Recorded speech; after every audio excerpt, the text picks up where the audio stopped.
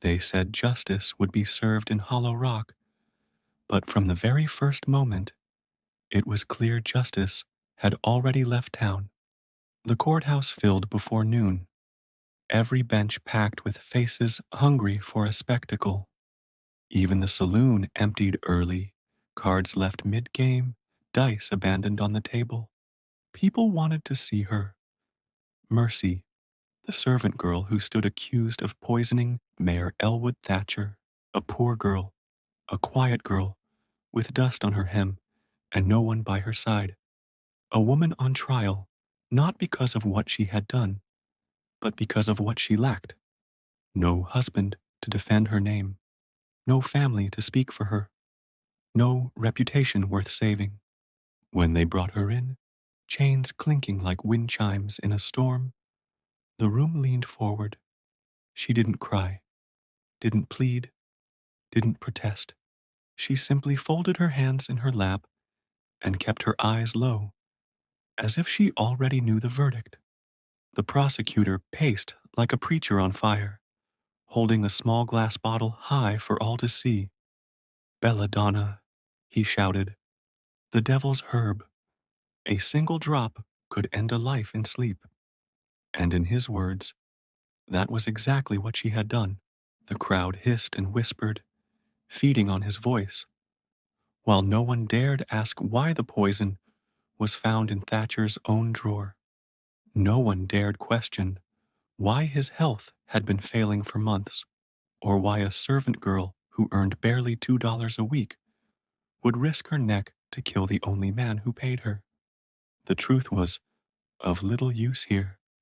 The town wanted a villain, and they had chosen her. Her court-appointed lawyer, a timid man who valued his reputation more than her life, stammered weakly that there was no proof. The judge cut him off before the sentence was even formed, waving him down like an unruly child. The crowd chuckled, amused at the idea of defending a girl like her. She sat silently, absorbing their cruelty as she always had. When she was a child, her mother died in childbirth, and her father drank himself into the grave before she turned 12. Since then, she had lived in the homes of men who took more than they gave, learning the art of survival through silence. Mayor Thatcher was the cruelest of them all. His hands lingered where they shouldn't. His voice cut like a whip in the night. His kindness a mask as thin as paper. She endured it all with quiet stillness, because what else could she do? Run where? Be believed by whom? Now that stillness condemned her. The townsfolk whispered that she was cold, unfeeling, unnatural. What kind of woman doesn't cry at the death of her employer? They muttered. A guilty one, came the answer. The jury needed no deliberation. Her silence was proof enough. By dusk, she was led back to her cell, behind the sheriff's office, a narrow room of stone and mildew. No one visited her, no one fed her. Even the sheriff, once kind enough to tip his hat, now avoided her gaze as though she carried a plague. The deputy, young and red-haired, watched her like a trapped animal. She did not break. She did not speak. She simply sat, back straight, hands folded, waiting for what would come. But Hollow Rock itself could not sleep that night. In the saloon, over cheap whiskey, they repeated the prosecutor's words as gospel truth. In the church, prayers for justice rose like smoke, though no one knew whether justice meant mercy or death. At the Thatcher house, the mayor's sons already discussed inheritance, not justice. Not one soul stood for her, not the maid who saw her bruises, not the cook who heard her muffled cries, not the doctor who had treated Thatcher's failing heart and knew the truth. They all had too much to lose. And yet, as the clock neared midnight, the sheriff's office door creaked open. Heavy boots stepped across the floor. The deputy reached for his holster, voice trembling as he asked who was there. A man stood in the shadows, hat low, dust clinging to a worn coat. His revolver gleamed faintly in the lamplight. He stepped to her cell, and for the first time since her arrest, Mercy lifted her eyes. Recognition flickered. He tipped his hat, his voice like gravel soaked in whiskey. Evening. Didn't expect to find you behind bars? She said nothing. He studied her a moment longer, then spoke again. I came for answers, but it seems I came for something more.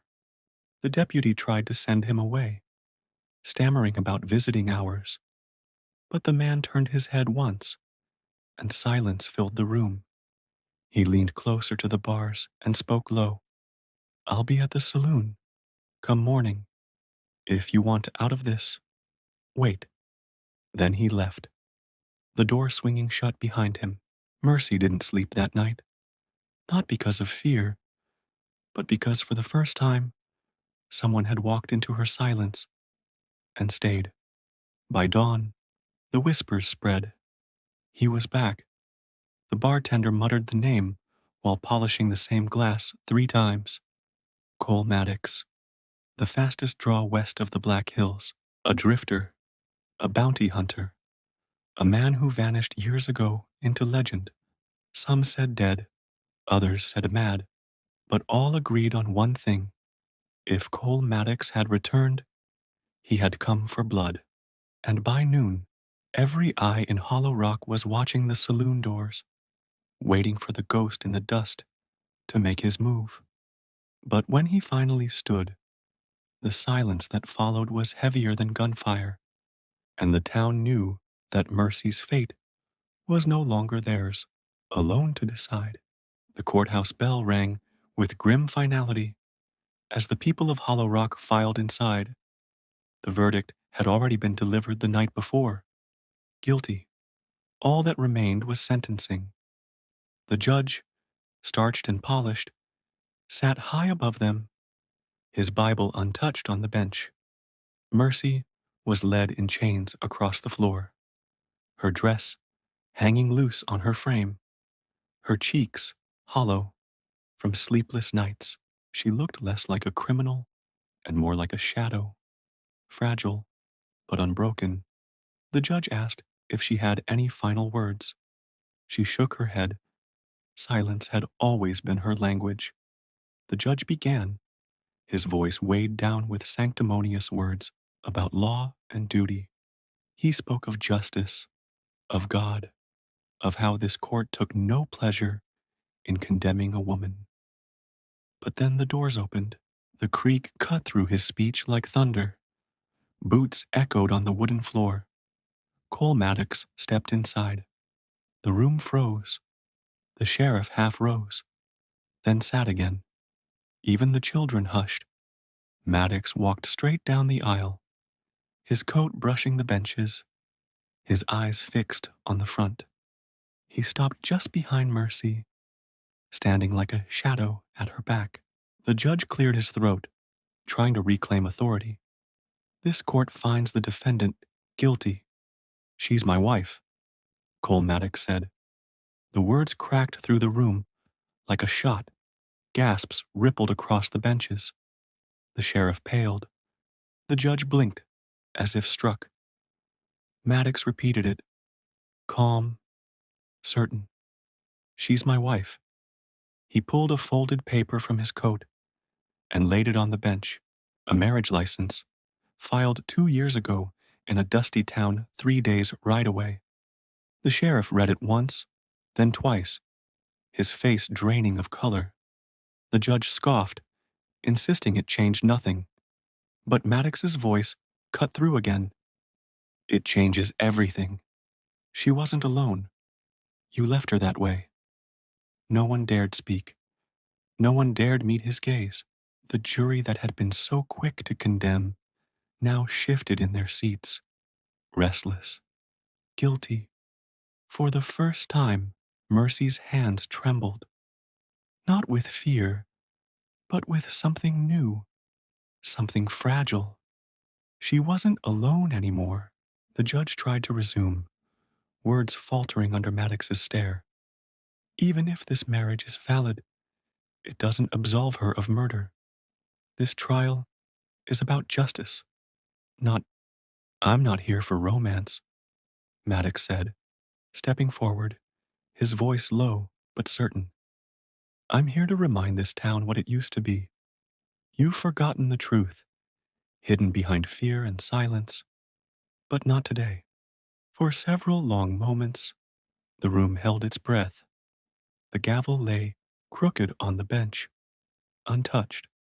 The jury shifted, the sheriff sweated, and the people who had come to watch a hanging found themselves staring at the reckoning of their own silence.